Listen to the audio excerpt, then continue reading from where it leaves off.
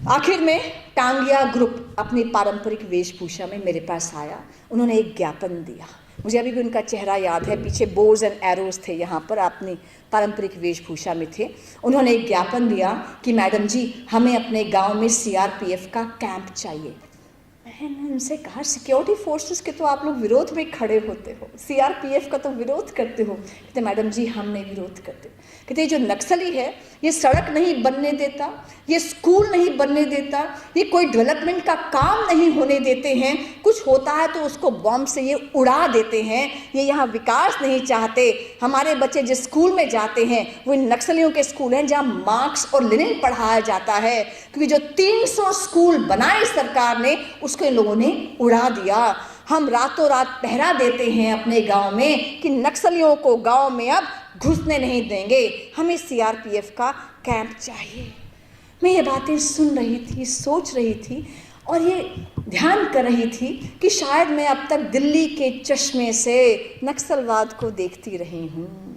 शायद मुझे ध्यान ही नहीं आया कि वो जो ट्राइबल है वहाँ बैठा हुआ बस्तर में, वो नक्सली से भी लड़ रहा है और जो दिल्ली के अर्बन नक्सली हैं इस पूरे इकोसिस्टम से भी लड़ रहा है। आखिर में ध्यान आया कि संबंध क्या है दोनों का। जो बंदूक पकड़े हुए जंगल में है और जो पेन से यहाँ जो प्रोफेसर लिख रहा होता है, इनका संबंध क्या है? दो संबंध हैं, मार्क्सवाद, लेनिनवाद, माओवाद, लाल सलाम। ये पहला संबंध विचारधारा का। दूसरा संबंध है पैसा। बस्तर में वहाँ पर माइनिंग एंड मिनरल कंपनीज हैं, वहाँ सड़क के ठेके हैं, वहाँ बिजली कंपनीज हैं, जो बिल्डिंग्स बनती हैं, पीडब्ल्यूडी के ठेकेदार हैं, तेंदू पत्ते के व्यापारी हैं। इन सबसे प्रोटेक्शन मनी उगाही करता है वहाँ का नक्सली।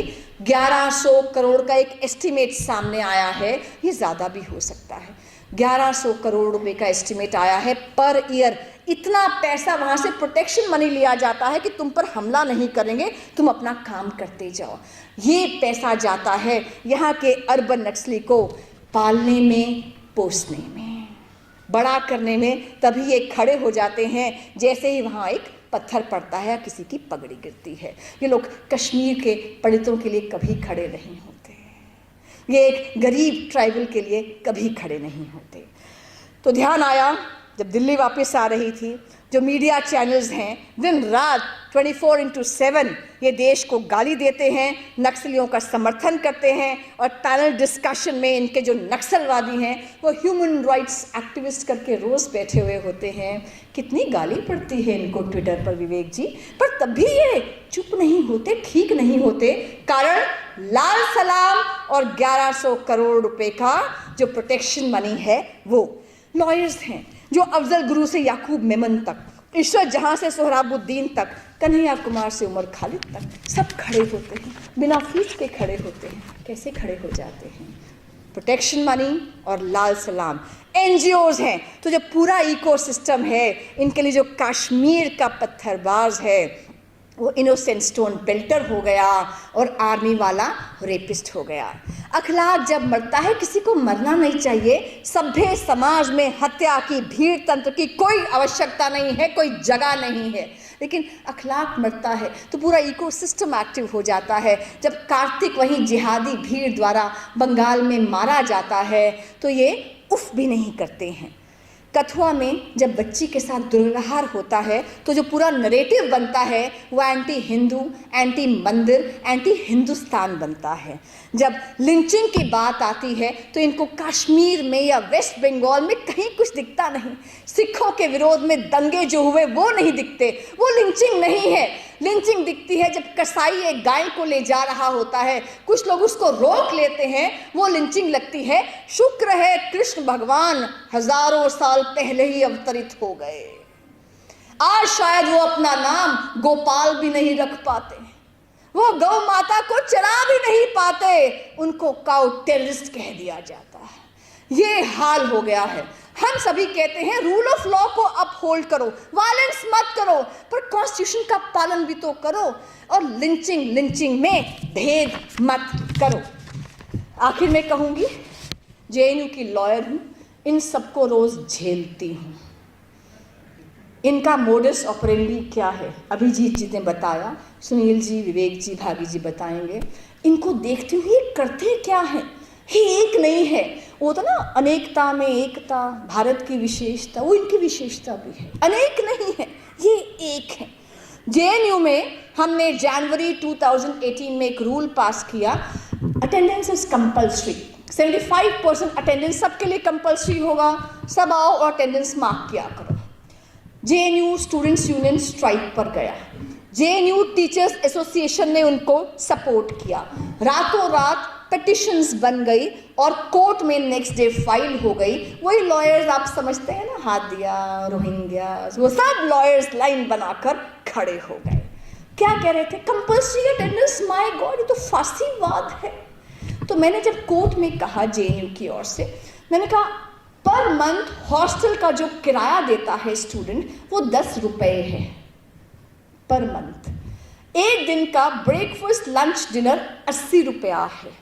इनको up to 28,000 rupees per month scholarship UGC से दी जाती है। यूजीसी कहती है पढ़ लो भैया, ये कहते हैं तुम तो फांसी हो गए। हमारी फ्रीडम ऑफ स्पीच का क्या, हमने कहा नहीं पढ़ोगे तो स्कॉलरशिप बंद कर दी जाएगी। ये कोर्ट में आ जाते हैं और जब कोर्ट में आर्गुमेंट होता है 1 बजे तक, 1:15 बजे लंच होता है। लंच में जब हम लोग जाते हैं लंच करने, चेंबर में मोबाइल निकालते हैं, उस पर न्यूज़ सर्व करते हैं। सबसे ऊपर इनके जो ऑनलाइन न्यूज़पेपर्स हैं, आप सब जानते हैं कौन से हैं, उसमें 3000 वर्ड्स का आर्टिकल होता है कि उनके पिटिशनर्स ने के एडवोकेट ने क्या कहा और हम बेचारे कुछ नहीं कह पाए।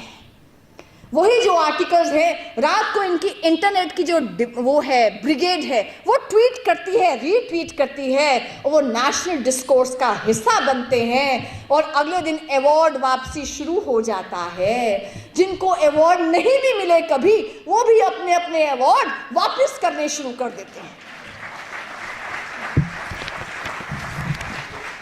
अब तक तो ये पल रहे थे, पोसा जा रहा था, नर्चर कर रहे थे, पर इनके सामने, इस पूरे इकोसिस्टम के सामने 2 बहुत बड़ी समस्याएं आ गई हैं। एक ऑफ कोर्स मोदी सरकार और दूसरी आप लोग, सोशल मीडिया। क्योंकि मेन स्ट्रीम मीडिया पर तो इनका कब्जा था, लेकिन जहां मेन स्ट्रीम मीडिया चुप रहता है वहां सोशल मीडिया बोलता है। आप किसी संसद सत्ता सरकार के मोहताज नहीं हैं। आप कहते हैं कि जिंदगी तो अपने दम पर ही जी जाती है, दूसरों के कंधों पर तो जनाजे ही उठा करते हैं। इसलिए इनके सामने 2 बड़ी समस्याएं हैं, इनको समझ नहीं आ रहा डील कैसे करें। अस्तित्व की आखिरी लड़ाई लड़ रहे हैं, संसार भर से समाप्त हो चुके हैं। रशिया, कंबोडिया, चेकोस्लोवाकिया, चाइना में तो ये लोग कैपिटलिस्ट ही हो चुके हैं। हिंदुस्तान में वेस्ट बंगाल, त्रिपुरा, सब जगह से समाप्त हो गए। 3 ही जगह रह गए हैं, केरला, मीडिया, जेएनयू।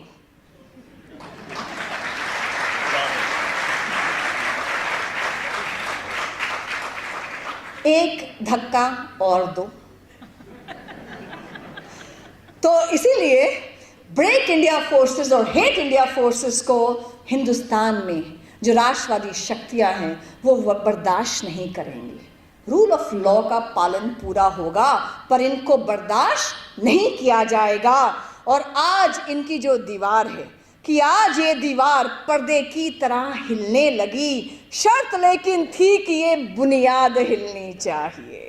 सिर्फ हंगामा खड़ा करना हम सबका मकसद नहीं, हमारी कोशिश है कि ये सूरत बदलनी चाहिए।